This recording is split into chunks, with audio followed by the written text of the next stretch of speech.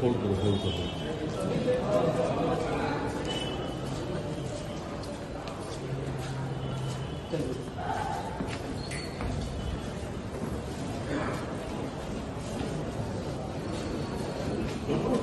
क्या समन भी जारी किया होगा भूपेश बघेल को?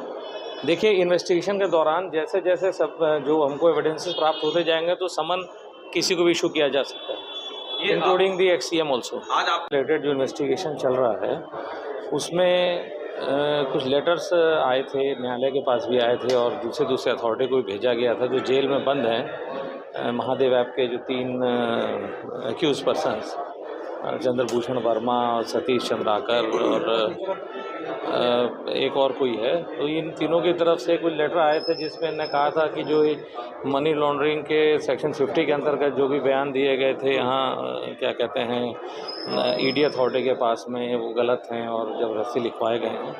लेकिन अभी जब कोर्ट से परमिशन लेकर के ईडी अथॉरिटी गई है वहाँ जेल में, तो उन लोगों ने उस बात से इनकार किया। उनका कहना है कि जो लेटर लिखवाए गए हैं उसमें उनके हैंडराइटिंग नहीं है और उसमें जो लिखी बातें हैं उसको विश्वास नहीं कर रहे हैं। तो क्या इस बात को भी रखा गया सर, इस पर भी कोई एक्शन?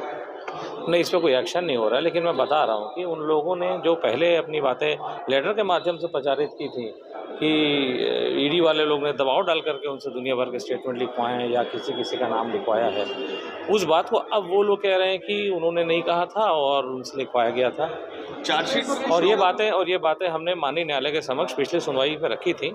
और इन तीनों के जो सेक्शन 50 स्टेटमेंट्स हैं जो जेल में रिकॉर्ड किए गए थे, क्योंकि कोर्ट की परमिशन से जेल में रिकॉर्ड किए गए थे, वो हमें कोर्ट को दिखाना आवश्यक था कि हम क्या स्टेटमेंट रिकॉर्ड करके लाएं। उन स्टेटमेंट्स को हमने जो माननीय स्पेशल कोर्ट के सामने रखा था और इस बात को वहाँ व्यक्त भी किया था। चार्जशीट में कोई नए नाम उसमें ऐड हुए हैं? पूर्व सीएम और भी कुछ नाम उसमें ऐड? देखिए, जो हमने फर्स्ट सप्लीमेंट्री जो प्रोसिक्यूशन कंप्लेंट पेश की है उसमें हमने जो शुभम सोनी है, शुभम सोनी के संदर्भ में बातें लिखी हैं और शुभम सोनी ने जो एक ईमेल हमको भेजा था और वो ईमेल जो था वो सर्टिफाइड ईमेल था।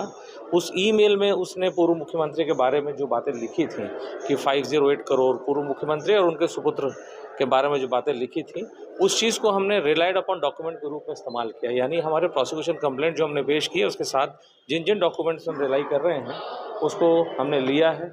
साथ ही साथ असीम दास का भी जो स्टेटमेंट है, असीम दास ने भी पूर्व में ये कहा था कि जो पैसा 5 करोड़ के आसपास जो उसके पास आया, 5 करोड़ 39 लाख है शायद, वो भी जो है सीएम को देने के लिए आया था। वो भी बातें चूँकि हमारे स्टेटमेंट में थी और उसको हमने अपनी पीसी का पार्ट बनाया। हालांकि बात अपनी जगह है कि जो फर्स्ट सप्लीमेंट्री पीसी पे प्रस्तुत की गई है उसमें 5 लोगों का अभियुक्त बनाया है, जिसमें असीम दास है, भीम सिंह यादव है और अनिल कुमार अग्रवाल है और रोहित गुलाटी है और शुभम सोनी।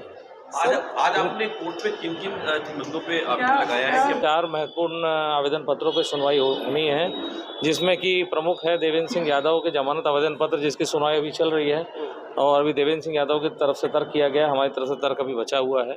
दूसरा, अरविंद सिंह जो लिकर स्कैम में एक आरोपी था, उसकी तरफ से भी जमानत आवेदन पत्र आया है, उस पर भी तर्क आज होना है। इसके अतिरिक्त हमने जो है जेल में कोल स्कैम के जो 10 लोग हैं, जो लोग ऑलरेडी जेल में निरुद्ध हैं, उनके भी सेक्शन 50 स्टेटमेंट फर्दर इन्वेस्टिगेशन को बढ़ाते हुए उसका भी एक एप्लीकेशन पेश किया है, क्योंकि उसमें जो प्रोजेक्टेड प्रोसीड्स ऑफ क्राइम था 540 करोड़ का था और अभी तक जो हम लोग खोज कर पाए वो 220 करोड़ के आसपास का है। तो rest of the proceeds of crime के संदर्भ में प्रश्न पूछने हैं, कुछ कन्फ्रंटेशन करना है, तो उसकी परमिशन के लिए हमने एक एप्लीकेशन अभी मूव किया है, उस पर भी इसमें आदेश होना बचा है।